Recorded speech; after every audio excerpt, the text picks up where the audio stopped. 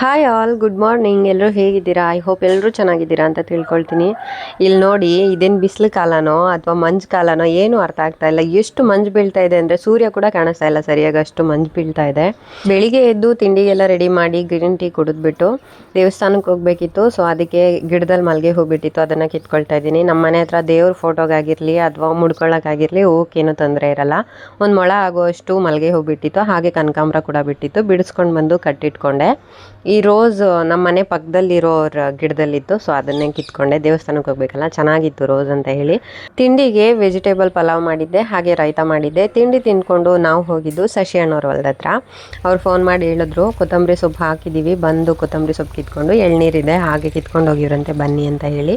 So ಅದಕ್ಕೆ ಹೊಲದ ಹತ್ರ ಹೋಗಿದ್ವಿ. ನೋಡಿ ಎಷ್ಟು ದೊಡ್ಡ ಹೊಲಕ್ಕೆ ಹಾಕಿದ್ದಾರೆ ಅಂದರೆ, ಅದು ಎಷ್ಟು ಎಕರೆ ಇದೆಯೋ ನನಗೆ ಹೇಳಕ್ಕೆ ಬರಲ್ಲ. ಆ್ಯಕ್ಚುಲಿ ನನಗೆ ಗೊತ್ತಿಲ್ಲ. ಇನ್ನು ಅಲ್ಲಿ ಹೋಗಿದ್ರೆ ಅಲ್ಲೆಲ್ಲ ಟೊಮೊಟೊ ಗಿಡಕ್ಕೆ ದಾರ ಕಟ್ಟೋರು ಬಂದಿದ್ದರು. ಅವರು ಎಲ್ಲರೂ ಇಲ್ಲಿ ನಾರ್ಮಲಾಗಿ ತೆಲುಗುನೇ ಮಾತಾಡೋದು. ಸೊ ಅವರು ತೆಲುಗಲ್ಲಿ ಹಾಡ್ಕೊಂಡು ಕೆಲಸ ಮಾಡ್ತಾ ಇದ್ದಾರೆ. ಅವ್ರಿಗೂ ಟೈಮ್ ಪಾಸ್ ಆಗಬೇಕಲ್ವಾ. ನಾನು ವೀಡಿಯೋ ಮಾಡ್ಕೊತಾ ಇದ್ದರೆ ಅದರಲ್ಲಿ ಒಬ್ಬ ಅಜ್ಜಿ ನಮ್ಮದೆಲ್ಲ ಫೋಟೋ ತಗೊಳ್ಳಮ್ಮ ಅಂತ ಹೇಳ್ತಿದ್ರು. ನಾವು ಹಳ್ಳಿ ಕಡೆ ಇರೋದ್ರಿಂದ ನಮಗೆ ತರಕಾರಿಗಾಗಿರಲಿ ಸೊಪ್ಪಿಗಾಗಿರಲಿ ಏನೂ ಅಷ್ಟೊಂದು ಬರ ಇರಲ್ಲ. ನಮಗೆ ಪರಿಚಯದವ್ರು ಯಾರೇ ಹಾಕಿದ್ರು ಕೂಡ ಕಾಲ್ ಮಾಡಿ ಹೇಳಿಬಿಡ್ತಾರೆ, ಬಂದಿಲ್ಲಿ ತೊಗೊಂಡೋಗಿ ಕಿತ್ಕೊಂಡೋಗಿ ಅಂತ. ಇನ್ನು ಟೊಮೊಟೊಗಂತೂ ಎಷ್ಟೇ ರೇಟ್ ಇದ್ದರೂ ನಮಗೆ ಟೊಮೊಟೊಗಂತೂ ಬರ ಇರಲ್ಲ.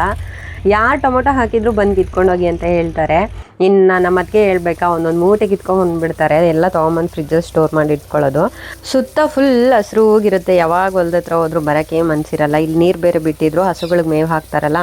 ಇಲ್ಲಿ ನನ್ನ ಹಿಂದೆ ಎಷ್ಟು ದೊಡ್ಡದಾಗಿದೆ ನೋಡಿ, ಅಷ್ಟು ದೊಡ್ಡದು ಕಟ್ಟಾಗೋ ಅಷ್ಟೊತ್ತಿಗೆ ಇನ್ನೊಂದು ಕಡೆ ಫುಲ್ಲು ಬೆಳೆದಿರುತ್ತೆ ಅಂತ ನೀಟಾಗಿ ಹಾಕ್ಕೊಂಡಿರ್ತಾರೆ. ಹಾಗೆ ನಾನು ಕೊತ್ತಂಬರಿ ಸೊಪ್ಪು ಕಿತ್ಕೊಳ್ಳೋಣ ಅಂತ ಹೋದೆ. ಇದು ಮೇ ಬಿ 1 ಎಕರೆಗೆ ಹಾಕಿರ್ತಾರೆ ಅಂತ ಅನಿಸುತ್ತೆ. ನಾನು ಒಂದು ಕಟ್ಟಾಗುವಷ್ಟು ಕಿತ್ಕೊಂಡೆ. ಸಾಕಲ್ವಾ, ಇನ್ನು ಸುಮ್ಮನೆ ಯಾಕೆ ಎಷ್ಟಂತ ಕಿತ್ಕೊಂಡು ಹೋದ್ರು ಅಂತ ಹೇಳಿ. ಇನ್ನು ಅಲ್ಲಿಂದ ಮನೆಗೆ ಬರೋ ಅಷ್ಟೊತ್ತಿಗೆ ಸುಸ್ತಾಗಿತ್ತು. ಮನೇಲಿ ಕಲ್ಲಂಗಡಿ ಹಣ್ಣಿತ್ತು. ಮಕ್ಕಳು ಅಮ್ಮ ಜ್ಯೂಸ್ ಮಾಡಿಕೊಡು ಅಂತ ಅಂದರು. ಬರೀ ಜ್ಯೂಸ್ ಕುಡಿದ್ರೆ ಏನು ಚೆನ್ನಾಗಿರುತ್ತೆ ಅಂತ ಅಂದ್ಬಿಟ್ಟು ಮಿಲ್ಕ್ ಶೇಕ್ ಮಾಡೋಣ ಅಂತ ಅಂದ್ಕೊಂಡೆ. ಸೊ ಅದರಿಂದ ಕಲ್ಲಂಗಡಿ ಹಣ್ಣೆಲ್ಲ ಕಟ್ ಮಾಡಿಬಿಟ್ಟು ಮಿಕ್ಸಿ ಜಾರ್ಗೆ ಹಾಕ್ಕೊಂಡು ಟೇಸ್ಟ್ಗೆ ಒಂದು ಸ್ವಲ್ಪ ಸಕ್ಕರೆ ಹಾಕ್ಕೊಂಡೆ, ಹಾಗೆ ಹಾಲು ಹಾಕ್ಕೊಳ್ತಾ ಇದ್ದೀನಿ. ಇದನ್ನು ಮಿಕ್ಸಿಲಿ ರುಬ್ಕೊಂಡು ಸೋಸ್ಕೊಳ್ತಾ ಇದ್ದೀನಿ. ಸೋಸ್ಕೊಂಡಾದ್ಮೇಲೆ ನೆನೆಸಿಟ್ಟಿರೋ ಅಂಥ ಚಿಯಾ ಸೀಡ್ಸ್ ಹಾಗೆ ಸಬ್ಜಾ ಸೀಡ್ಸ್ ಕೂಡ ಆ್ಯಡ್ ಮಾಡ್ಕೊಳ್ತಾ ಇದ್ದೀನಿ. ಬಿಸಿಲು ಕಾಲ ಅಲ್ವಾ, ಸೊ ಚಿಯಾ ಸೀಡ್ಸು ಸಬ್ಜಾ ಸೀಡ್ಸ್ ಎಲ್ಲ ಹಾಕೊಂಡು ಕುಡಿದ್ರೆ ಸ್ವಲ್ಪ ತಂಪಾಗಿರುತ್ತೆ ಅಂತ ಹೇಳಿ. ಜ್ಯೂಸ್ ರೆಡಿ ಆಯಿತು. ಇದನ್ನು ಸರ್ವ್ ಮಾಡಿಕೊಂಡು ಇದ್ರ ಮೇಲೆ ಸ್ವಲ್ಪ ಗಾರ್ನಿಶ್ ಚೆನ್ನಾಗಿರುತ್ತೆ ಟೇಸ್ಟ್ಗೆ ಅಂತ ಅಂದ್ಬಿಟ್ಟು ಕಟ್ ಮಾಡಿ ಇಟ್ಟಿರೋ ಅಂಥ ಕಲ್ಲಂಗಡಿ ಎಣ್ಣೆ ಒಂದು ಸ್ವಲ್ಪ ಹಾಕ್ಕೊಂಡೆ. ಇನ್ನು ಮಕ್ಳು ಕೊಟ್ಟೆ. ಮಕ್ಕಳು ಟೇಸ್ಟ್ ತುಂಬ ಚೆನ್ನಾಗಿದೆ ಅಂತ ಹೇಳಿದ್ರು. ಮನೆಗೆ ಸೋಪ್ ಮಾಡೋಣ ಅಂತ ಅಂದ್ಬಿಟ್ಟು ಸೋಪ್ ಮೋಲ್ಡ್ ತರಿಸ್ಕೊಂಡಿದ್ದೆ ನಾನು. ಇದು ಕೋಕೋನಟ್ ಆಯಿಲ್ ಮತ್ತು ಜೊಜೋಬಾ ಆಯಿಲ್ ಇರೋವಂಥ ಸೋಪ್ ಬೇಸ್. ಸೊ ಅದಕ್ಕೆ ಮನೆಗೆ ಎಲ್ಲರಿಗೂ ಒಬ್ಬೊಬ್ಬರು ಒಂದೊಂದು ಸೋಪ್ನ ಬಳಸ್ತಾ ಇರ್ತೀವಿ. ಎಲ್ಲರಿಗೂ ಒಂದೇ ಸೋಪ್ ಇರಲಿ ಅಂತ ಅಂದ್ಬಿಟ್ಟು ಸೋಪ್ ಮಾಡೋಣ, ಹೋಮ್ ಮೇಡ್ ಸೋಪ್ ಅಂತ ಹೇಳ್ಬಿಟ್ಟು ಇದನ್ನು ತರಿಸ್ಕೊಂಡಿದ್ದು.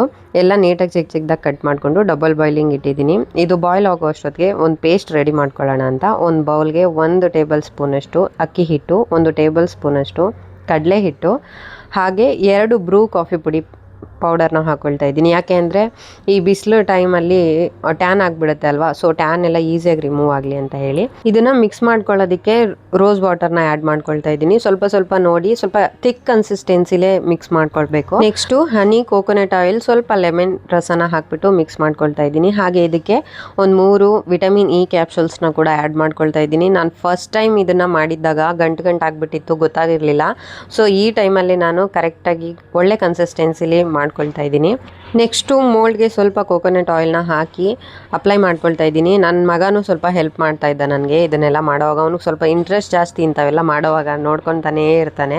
ಅಷ್ಟರೊಳಗಡೆ ಸೋಪ್ ಫುಲ್ಲು ನೀಟಾಗಿ ಕರಗಿತ್ತು. ಇನ್ನು ಮಿಕ್ಸ್ ಮಾಡ್ಕೊಂಡಿರೋ ಅಂಥ ಪೇಸ್ಟನ್ನು ಹಾಕ್ಬಿಟ್ಟು ಗಂಟಾಗದೆ ಇರೋ ಥರ ನೀಟಾಗಿ ಮಿಕ್ಸ್ ಮಾಡ್ಕೊಳ್ತಾ ಇದ್ದೀನಿ.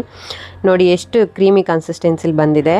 ನೆಕ್ಸ್ಟು ಇದನ್ನು ತಣ್ಣಗಾಗೋದಕ್ಕೆ ಬಿಡೋ ಅವಶ್ಯಕತೆ ಏನೂ ಇಲ್ಲ. ಸೋಪ್ ಮೋಲ್ಡ್ಗೆ ಹಾಗೆ ಹಾಕ್ಕೊಬಿಡ್ಬೋದು. ಫ್ರಿಜ್ ಇಲ್ಲ ಅಂತಂದರೆ ಹೊರಗಡೆನೇ ಒಂದು ಅರ್ಧ ಗಂಟೆ ಇಟ್ಟರು ನಡೆಯುತ್ತೆ. ನಾನು ಫ್ರಿಜ್ಜಲ್ಲಿ ಇಟ್ಕೊಂಡೆ. ಸುಮಾರಷ್ಟು ದಿನಗಳಿಂದ ನಾನು ಹೋಮ್ ಮೇಡ್ ಸೋಪೇ ಯೂಸ್ ಮಾಡ್ತಾ ಇರೋದು. ಒಬ್ಬೊಬ್ರಿಗೆ ಒಂದೊಂದು ಸೋಪೆಲ್ಲ ಯೂಸ್ ಮಾಡೋಕ್ಕಾಗಲ್ಲ ಅಂತ ಹೇಳ್ಬಿಟ್ಟು ಎಲ್ಲರಿಗೂ ಒಂದೇ ಥರ ಸೋಪ್ನೇ ಯೂಸ್ ಮಾಡ್ತಾ ಇದ್ದೀನಿ. ಒಳ್ಳೆ ರಿಸಲ್ಟ್ ಕೂಡ ಇದೆ. ಟ್ಯಾನ್ ಕೂಡ ತುಂಬ ಚೆನ್ನಾಗಿ ರಿಮೂವ್ ಆಗುತ್ತೆ. ನನಗೆ ಅದೇ ಖುಷಿ. ನೋಡಿ, ನಮ್ಮ ಹೋಮ್ ಮೇಡ್ ಸೋಪ್ ರೆಡಿ ಆಯಿತು. ಇವತ್ತಿನ ವಿಡಿಯೋ ನಿಮಗೆ ಇಷ್ಟ ಆಗಿರುತ್ತೆ ಅಂದ್ಕೊಳ್ತೀನಿ. ಇಷ್ಟ ಆಗಿದ್ರೆ ಲೈಕ್ ಮಾಡಿ, ಕಮೆಂಟ್ ಮಾಡಿ, ಶೇರ್ ಮಾಡಿ. ಹಾಗೆ ನನ್ನ ಚಾನಲ್ನ ಮರಿದೇ ಸಬ್ಸ್ಕ್ರೈಬ್ ಮಾಡ್ಕೊಳ್ಳಿ. ಮತ್ತೆ ಸಿಗ್ತೀನಿ ನೆಕ್ಸ್ಟ್ ವಿಡಿಯೋದಲ್ಲಿ. ಅಲ್ಲಿವರೆಗೂ ಥ್ಯಾಂಕ್ ಯು ಫಾರ್ ವಾಚಿಂಗ್.